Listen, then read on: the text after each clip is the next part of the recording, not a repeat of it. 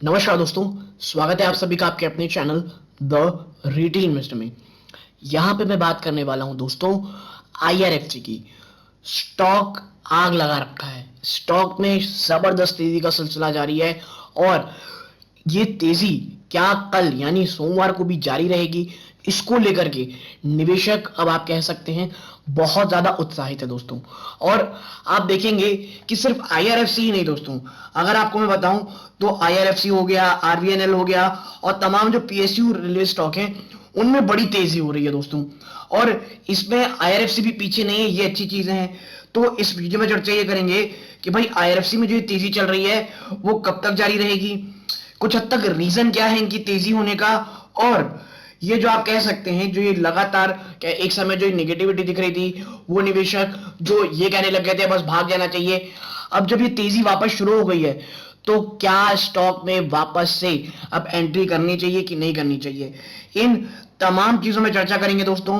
Video को अंत तक देखिएगा। और अगर आप मेरे पुराने व्यूअर्स हैं तो आपको एक चीज पता होगी कि मैं आईआरएफसी जैसे स्टॉक पे हमेशा से बुलिश रहा हूं। बस मेरा यही कहना रहा है कि भाई थोड़ा सा आप कह सकते हैं पेशेंस लगेगा आपको इसमें, लेकिन आज नहीं तो कल एक शानदार आपको रिटर्न ये स्टॉक जरूर से जरूर देंगे और अब वो लगभग दे ही रहे हैं दोस्तों। तो इस वीडियो में आईआरएफसी पर चर्चा करेंगे, वीडियो को अंत तक देखिएगा, बहुत इंफॉर्मेटिव बहुत एजुकेटिव भी होगी।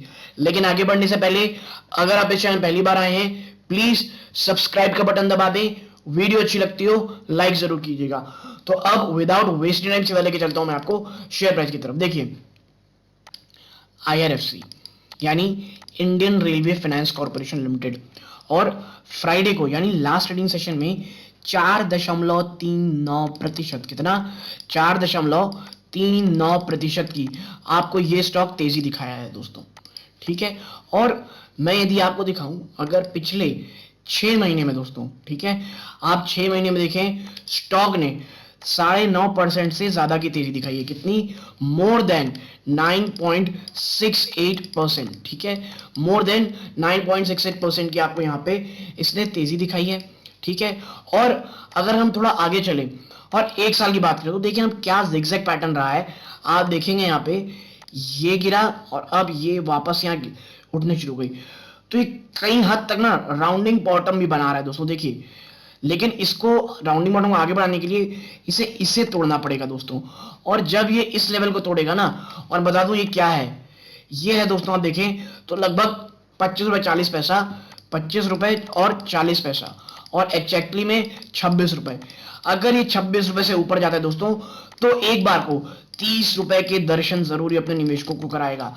लेकिन मैं फिर कहूंगा एक लॉन्ग टर्म स्टॉक है और कोई भी इसमें अभी भी तेजी के लिए जब आप कर सोचें तो प्लीज लॉन्ग टर्म का सोचें। देखिए अभी कुछ अच्छी न्यूज़ में बताएं तो आपको पता होगा कि भाई जो आईआरएफसी है उसने टीम अप किसके साथ किया है, इंडियन कह लीजिए इंफ्रास्ट्रक्चर से, इंडियन रेलवे के इंफ्रास्ट्रक्चर से, किस चीज के लिए, जो फाइनेंस करेगी रेलवे के इंफ्रा प्रोजेक्ट्स, ठीक है। तो इसलिए एक 3 हफ्ते के पहले की तेजी थी कि भाई जो इंडियन रेलवे यानी IRFC Indian Railway Finance Corporation, वो जो फंडिंग आर्म है दोस्तों of Indian Railway has signed a memorandum of understanding with IIFCL यानी India Infrastructure Finance Company Limited, ठीक है। इनके साथ इन्होंने कह लीजिए टाई अप किया था to fund the railway infra project. तो ये एक अच्छी खबर थी जिसके कारण तेजी हुई थी, ठीक है। और कुछ समय पहले जब अमिताभ बनर्जी जी, आप कह सकते जी तो नहीं लगाना चाहिए अभी क्योंकि इनके कुछ केस चल रहा है, अगर वो केस खत्म हो जाता है तो फिर हम वापस से अपॉलॉजी करेंगे, लेकिन जो केस चल रहा है वो बहुत नेगेटिव है दोस्तों। उन्होंने कुछ अभिषेक बनर्जी जी ने कुछ आप कह सकते हैं कि प्रेस कॉन्फ्रेंस में कहा था कि भाई जो आईआरएफसी है ना कि उन्होंने जो आईआरएफसी का जो प्रॉफिट है वो डबल कर दिया है कुछ समय में, पिछले जब से आए हैं, ठीक है। लेकिन डेंट पड़ा था कब, जब अमिताभ बनर्जी के ऊपर ही ये केस चल गया था कि भाई फंड्स का ये गलत इस्तेमाल कर रहे हैं और जो सरकारी प्रॉपर्टी उसका गलत इस्तेमाल कर रहे हैं, तो उसमें एक समय में तेजी देखने को मिली थी। बट अब वो तमाम चीजें पीछे छूट चुकी हैं, आप एक बड़ी शानदार तेजी देख रहे हैं दोस्तों स्टॉक में, और आईआरएफसी तो लगातार तेजी दिखा रहा है। और वो निवेशक जो एक समय बहुत ज्यादा कह सकते हैं आप परेशान और हताश हो चुके थे, एक रैली की बात कर रहे हैं दोस्तों, ठीक है। और देखिए इसने 1 महीने के अंदर लगभग 10% के आसपास की रैली तो दिखाई दी है, ठीक है। और लगातार जो डिविडेंड है अच्छा कंपनी दे ही रही है।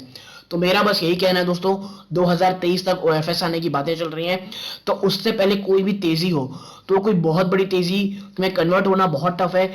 बल्कि अगर गिरावट होती है किसी भी रूप में 20 रुपए, 18 रुपए, 19 रुपए, तो वो एक लॉन्ग टर्म में इन्वेस्टमेंट की बातें हो सकती हैं, ठीक है। लेकिन देखिए कोई बाइंग और सेलिंग रिकमेंडेशन नहीं है, सिर्फ एजुकेशनल पर्पज के लिए है। आप कोई भी निवेश करें तो उससे पहले अपने वित्तीय सलाहकार से सलाह जरूर लीजिएगा दोस्तों।